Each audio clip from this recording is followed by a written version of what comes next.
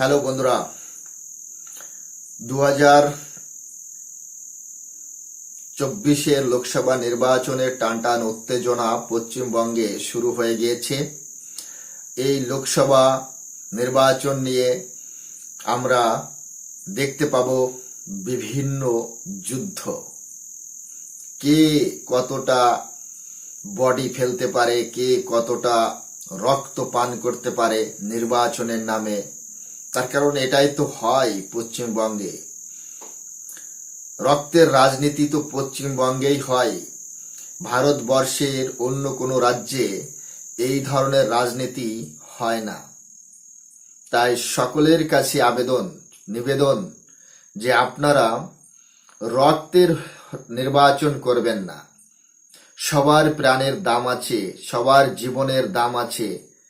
তাই সামান্য এই ভোটের জন্য কোনো ব্যক্তির যাতে জীবন না যায়, কোনো ব্যক্তির শরীর থেকে এক ফোঁটা রক্ত যেন না ঝরে, সেদিকে সকল পার্টির নজর রাখা উচিত, সকল দলের নজর রাখা উচিত, সকল ঊর্ধ্বতর নেতাকর্মী যারা তাদের নজর রাখা উচিত।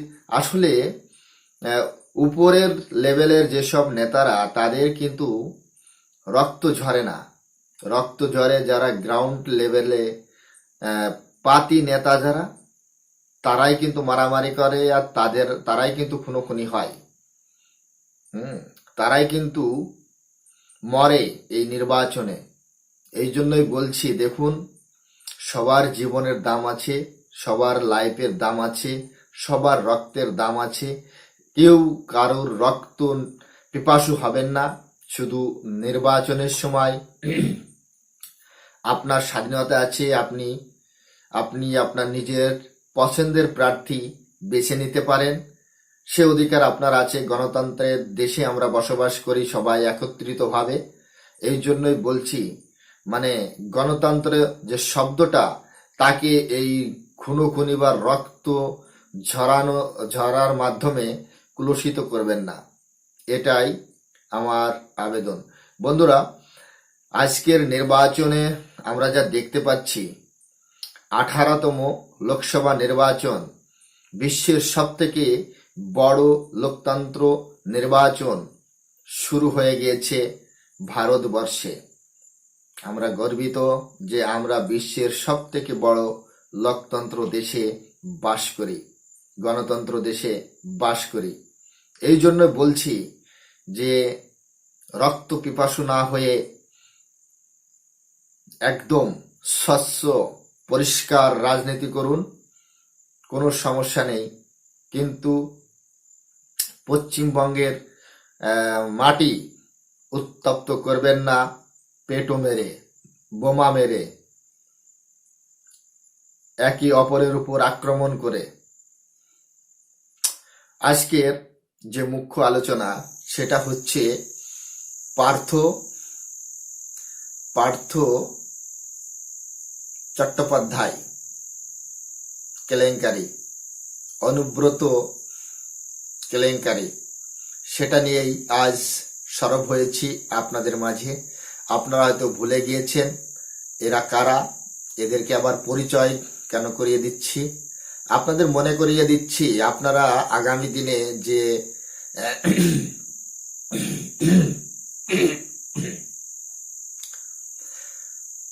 এরা কারা,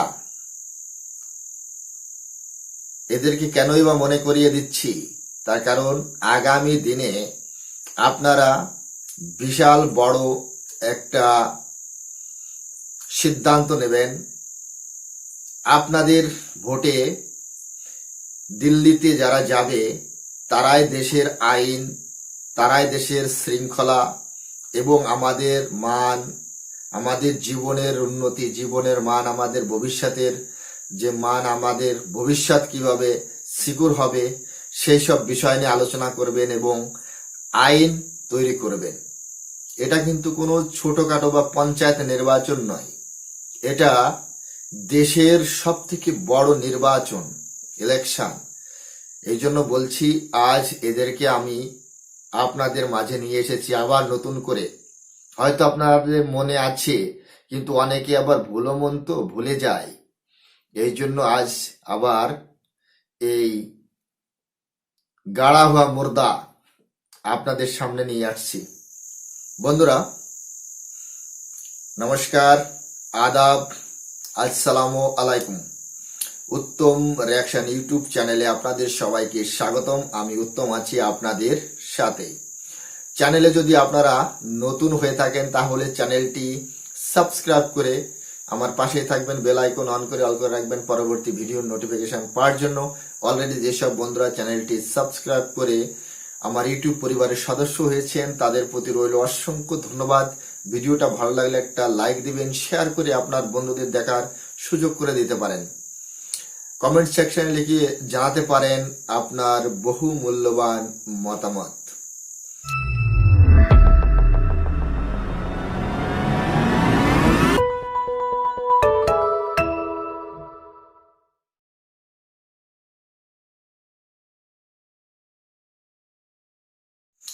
তাহলে চলুন বন্ধুরা ভিডিওটা শুরু করা যাক, মূল আলোচনা শুরু করা যাক। যাই হোক, আজকে যে আলোচনা সেটা হচ্ছে পার্থ চট্টোপাধ্যায়। জানেন তো কে এই মালটা? জানেন তো এই মালটা হচ্ছে সেই মাল, শিক্ষা দুর্নীতির মাল। পশ্চিমবঙ্গে শিক্ষা দুর্নীতি হয়েছিল, সেই দুর্নীতিতে কোটি কোটি টাকা বিনিময়ে চাকরি বিক্রি করেছিল। এই শিক্ষা দুর্নীতি আমরা পশ্চিমবঙ্গের দুর্নীতি দেখেছি, শিক্ষাও দুর্নীতি হয় এটাও দেখতে হলো। মানুষ বা আমরা কেন আমাদের ছেলে মেয়েকে পড়াবো, কেন তাদেরকে এত উচ্চ শিক্ষায় শিক্ষিত করব? এরকম দুর্নীতি দেখার জন্য? এরকম পার্থ যাতে দুর্নীতি করতে পারে তার জন্য? আপনারা দেখেছেন পার্থর টাকা কোথায় রাখা হয়েছিল? অর্পিতা মুখার্জির বেলঘরিয়া ফ্ল্যাট থেকে 28 কোটি টাকা উদ্ধার হয়েছিল। 28 কোটি। যে অর্পিতার মা একবেলা খেতে পায় না, যে অর্পিতার মা ঘরের বাইরে আসতে পারে না অসুস্থতার জন্য, সেই অর্পিতা কিতনা গ্ল্যামার জগতে থাকে। কত বড় নেতা মন্ত্রীদের সাথে তার বন্ধুত্ব, তাদের দোস্তি। এখন নাকি সে আবার কাকু বলে সম্বোধন করে। যে পার্থ চট্টোপাধ্যায় আর অর্পিতা মুখার্জির সম্পর্ক নাকি কাকু আর ভাতিজি সম্পর্ক, এটাই আদালতে পেশ করেছে। তাতে ইডি সিবিআই খুব উত্তপ্ত ও ক্ষিপ্ত হয়েছে। তাদের যে সম্পর্ক কাকা ভাতিজি না, সেটাও প্রমাণ করেছে ইডি সিবিআই। আপনারাই বলুন এই দুর্নীতিগ্রস্ত যে রাজনৈতিক দল টিএমসি, একে ভোট দেওয়া যায়? বাংলার হাজার হাজার শিক্ষার্থী তারা কলকাতার রাস্তায় বসে রয়েছে, আর এই টিএমসির নেতারা শিক্ষা দুর্নীতি করে তাদের ছেলেমেয়ে, তাদের দলের ছেলেমেয়ে, তাদেরকে সুযোগ সুবিধা করে দিয়েছে। এই পার্থ চট্টোপাধ্যায় আজ কোথায় রয়েছে? পার্থ চট্টোপাধ্যায় কোথায়? শ্রীগড়ে। শ্রীগড়ে আছে। এই জন্য বলছি, ভোট দিবেন ভেবে চিনতে দিবেন। কাকে দিবেন, কে আপনার জন্য সঠিক, কোন পার্টি কোন দল আপনাকে ভালো রাখতে পারে, তাকে ভোট দিবেন। কিন্তু এই ধরনের দুর্নীতিগ্রস্ত পার্টিকে ভোট দিয়ে তাদের দলকে শক্ত করবেন না, দুর্নীতিগ্রস্ত নেতাদের হাত শক্ত করবেন না। তারা আপনার জন্য কিছুই করবে না, আপনার ভোট নিয়ে আপনার ট্যাক্সের পয়সা চুরি করবে এবং নিজের নামে বড় বড় বিল্ডিং, বড় বড় বিজনেস এইগুলো তৈরি করে নেবে তারা, শুধু সাধারণ মানুষের পয়সায়। বাংলায় রাশন দুর্নীতি হয়, রাশন চুরি হয়, বাংলায় কি হয় না, কয়লা চুরি হয়, বাংলায় বালি তামাতি পর্যন্ত চুরি হয়। মমতা ব্যানার্জি, আপনাকে জবাব দিতে হবে। আর জবাব পাবেন এবার 18তম লোকসভা নির্বাচনে জনগণের ভোটের মাধ্যমে। আপনাকে রাস্তা দেখাবে। আপনি ভাবছেন যে আপনি জেলে যাবেন না, আপনারও স্থান হবে শ্রীগড়ে, আপনারও স্থান হবে শ্রীগড়ে। তার কারণ আপনি যে অপরাধ করেছেন, আপনি যে বাংলার সাধারণ মানুষের জীবন নিয়ে খেলেছেন, বাংলার মানুষের যে স্বাধীনতা সেটুকু আপনি শেষ করে দিয়েছেন। বাংলার মানুষের স্বাধীনতা চাই, বাংলার মানুষ চাই দুর্নীতি মুক্ত বাংলা, বাংলার মানুষ চাই একদম স্বচ্ছ পরিষ্কার একটা বাংলা। আপনি তো বাংলাকেই জয় বাংলা করে দিয়েছেন, আপনি তো বাংলাকেই জয় বাংলা করতে চান। জয় বাংলা তো বাংলাদেশের স্লোগান, সেটা আমাদের বাংলায় হবে কেন? আপনি তো রাম বললেও আপনি ক্ষিপ্ত হয়ে যান, আপনার সামনে তো রাম, শ্রীরাম উচ্চারণ করা যায় না। আপনি এতটাই সেকুলার, আপনি রামকে মানেন না, রাম আপনার জন্য কেউ না। জয় শ্রী রাম বললে আপনি এফআর ঠুকে দেন। পশ্চিমবঙ্গে তো সাধারণ মানুষ প্রতিবাদ করতে ভুলে গেছে, শুধু আপনাদের এই কেস ঠোকার জন্য। কেন হয়? তাহলে বাংলার মানুষ কি সেটা তুলে ধরতে পারবে না? বাংলার মানুষ কি তার প্রতিবাদ করতে পারবে না? কেন আপনি কি তা বাংলার মানুষের প্রতিবাদের ক্ষমতাও নিজের হাতে নিয়ে নিয়েছেন? কেন আমি কেন প্রতিবাদ করতে পারবো না? আমার কেন প্রতিবাদের অধিকার নেই? আমরা কি দাসত্ব গ্রহণ করেছি যে আমরা প্রতিবাদ করতে পারবো না?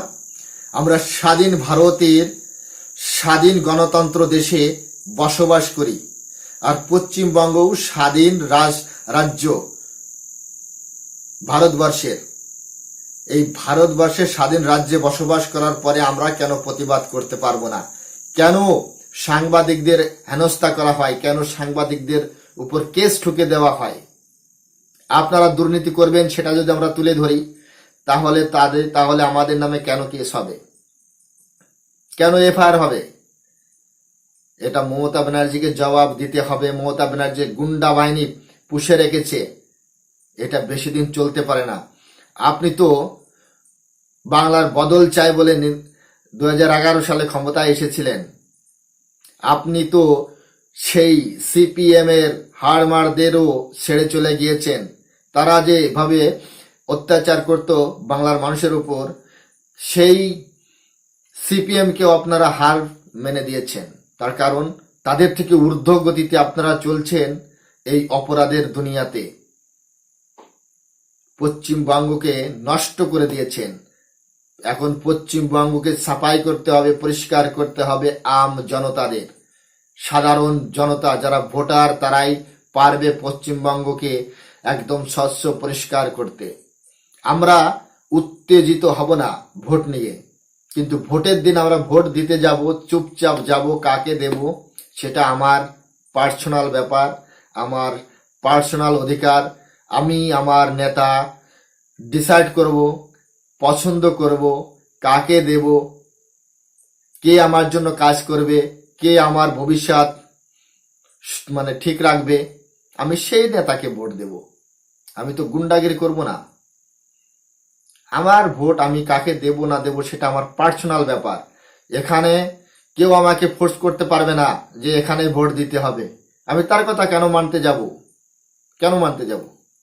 আমি তার খায় না পড়ি? হ্যাঁ, তো বন্ধুরা, শিক্ষা দুর্নীতির মাধ্যমে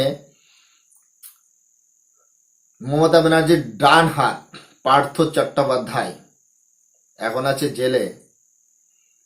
অর্পিতা, সেও আছে জেলে, যার ফ্ল্যাট থেকে কোটি কোটি টাকা উদ্ধার, কোটি কোটি টাকার গহনা, যে গহনা দেখলেই মানে চোখ চড়ক গাছ হয়ে যায়। তার কারণ এত দামি দামি গয়না কোথা থেকে আসে, আর তাদের সম্পর্ক নাকি কাকা ভাতিজি, তাদের সম্পর্ক নাকি ভাতিজি কাকা। তো এই জন্যই বলছি, ভোটটা দেবেন সঠিক জায়গায়। আপনারাই পারবেন বাংলাকে বদল করতে, আপনারাই পারবেন এই দুর্নীতিগ্রস্ত সরকার বিতাড়িত করতে। মমতা ব্যানার্জি কখনোই বাংলার মানুষের ভালো চায় না। আপনাদের জীবন নষ্ট করার জন্য মমতা ব্যানার্জি আরো কি কি করেছে জানেন? নাম দিয়েছে দুয়ারের সরকার। দুয়ারের সরকার, রাশন দুয়ারে, মদ দুয়ারে, ঘরে বসেই পাবেন, ডোর খুলবেন আর মদের বোতল নেবেন। খুব সস্তা মদ, খুব সস্তা বাংলায়। এটা খাবেন, মাতাল হয়ে থাকবেন, কাজকর্ম করতে হবে না, পড়ে থাকবেন ওখানে। আপনাদের জীবন নষ্ট করার জন্য মাদক দ্রব্য দুয়ারে দুয়ারে পাঠাচ্ছে টিএমসি। মমতা ব্যানার্জি এত আপনাদের জীবনের খেয়াল রাখছে। আধার কার্ড দুয়ারে, স্বাস্থ্য সাথী কার্ড দুয়ারে, আর সেই স্বাস্থ্য সাথী কার্ড নিয়ে ফাটাংশু টুইট করে বিজেপি প্রার্থী রেখার নামে স্বাস্থ্য সাথী কার্ডে। কি সদ! বন্ধুরা, ভেবে চিনতে কিন্তু পা ফেলবেন, ভেবে চিনতে আপনার বহু মূল্যবান যে ভোট সেটা সঠিক জায়গায় দেবেন। এই দুর্নীতিগ্রস্ত সরকারকে সরাতে গেলে আপনাকে রুখে দাঁড়াতে হবে, সঠিক ডিসিশনটা নিতে হবে। আমি বললেই যে আপনারা নেবেন তা নয়, সেটা আমরাও জানি, কিন্তু আপনাদের সামনে যা যা হয়েছে সেগুলো তুলে ধরার দায়িত্ব আছে আমাদের। আমরা সচেতন ব্যক্তি সমাজের, এই জন্য আমাদের একটা দায়িত্ব থাকে, আমাদের একটা দায়িত্ব থাকে। সেই দায়িত্ব থেকে বলছি, সঠিক জায়গায় ভোটটা দিবেন। আমি এটা বলছি না যে বিজেপিকেই দিতে হবে, আমি এটা বলছি না, কিন্তু আপনারা দেখবেন ভারতবর্ষের জন্য কে কাজ করেছে।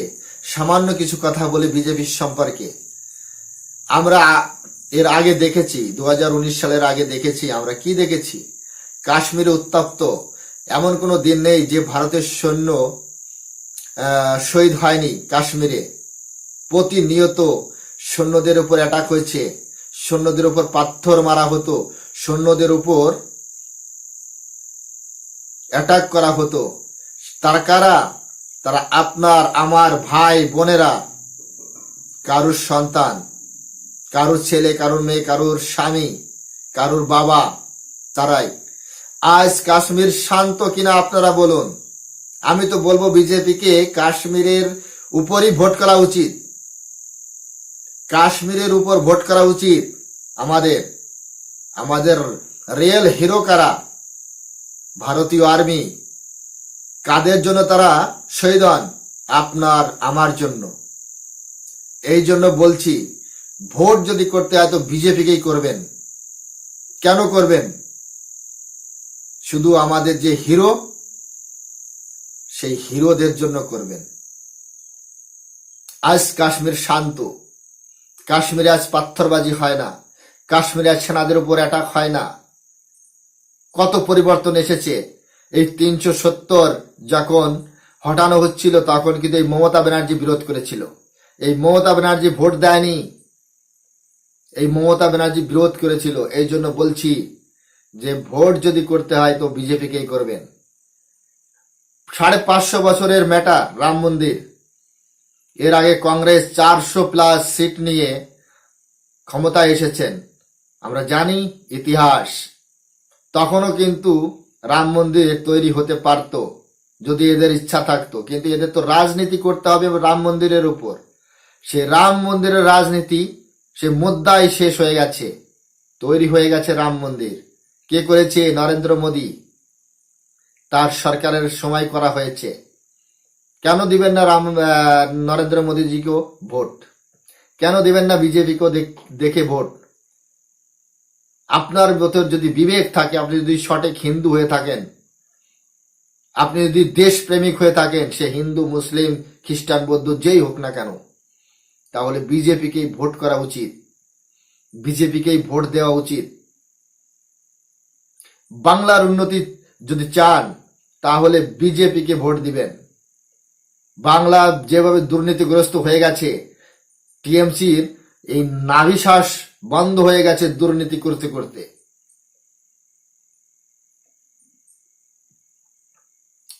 এই দুর্নীতিগ্রস্ত সরকার সরাতে গেলে অবশ্যই আমাদের পদক্ষেপ নিতে হবে। বাংলায় উন্নতি হয়েছে কি? 6 ফুটের রাস্তা আরসিসি হয়েছে, কোথাও খারাপ হয়ে গিয়েছে, কোথাও নষ্ট হয়ে গিয়েছে, আর হয়েছে কবরস্থানের পাঁচিল। এই হয়েছে উন্নতি।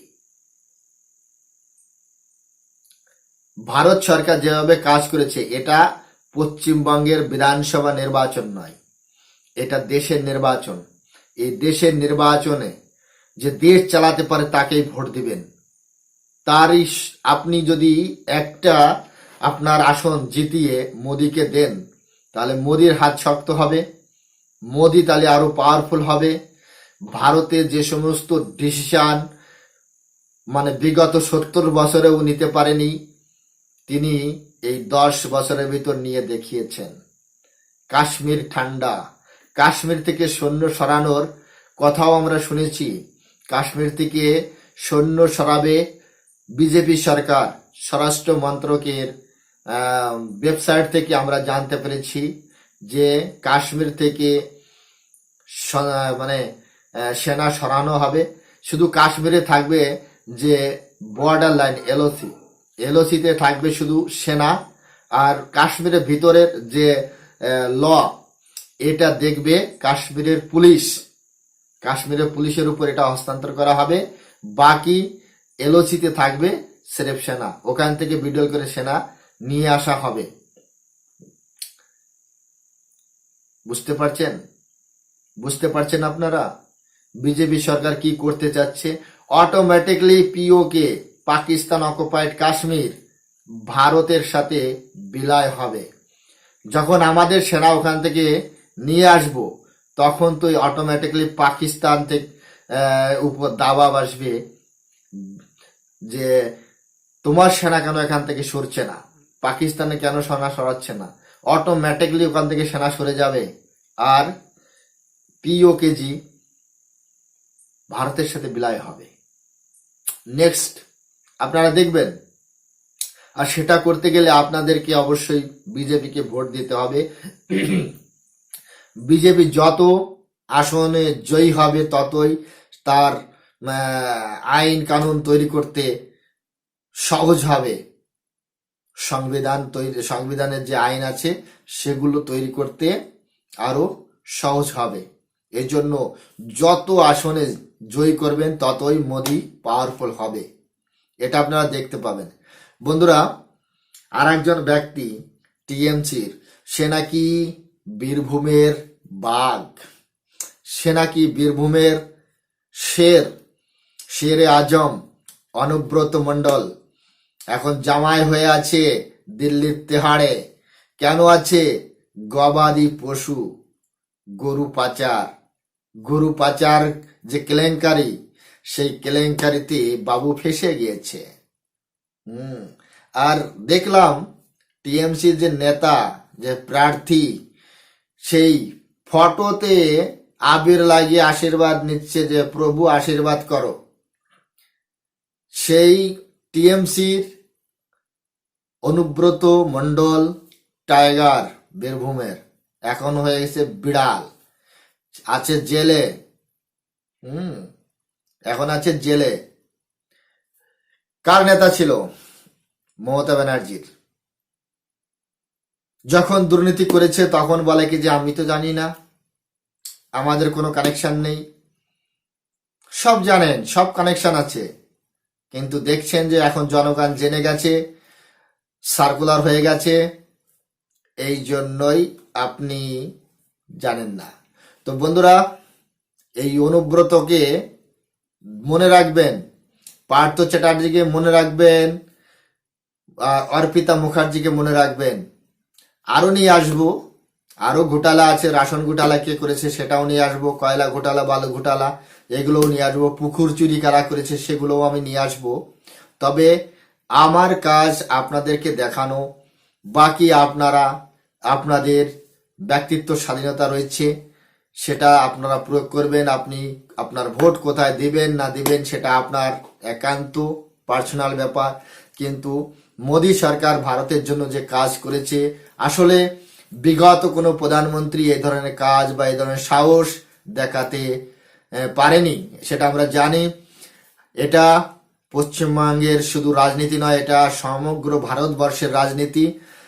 সমগ্র ভারতবর্ষের রাজনীতি মানেই 142 কোটি মানুষের সিকিউরিটির একটা প্রশ্ন থেকে 142 কোটি মানুষের একটা সিকিউরিটির প্রশ্ন থেকে যায়, কে দেশটা ভালোভাবে চালাতে পারবে।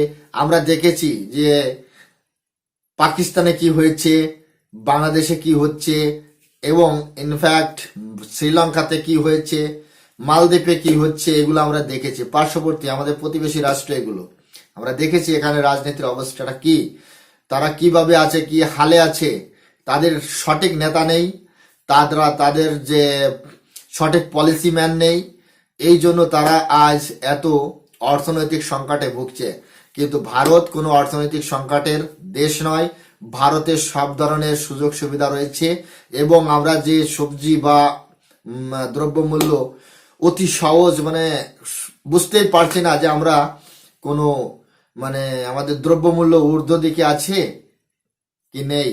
তার কারণ বাজার একদম নর্মাল, এখানে কোনো চাপ নেই। আশা করি আগামী দিনে আরো নর্মাল থাকবে।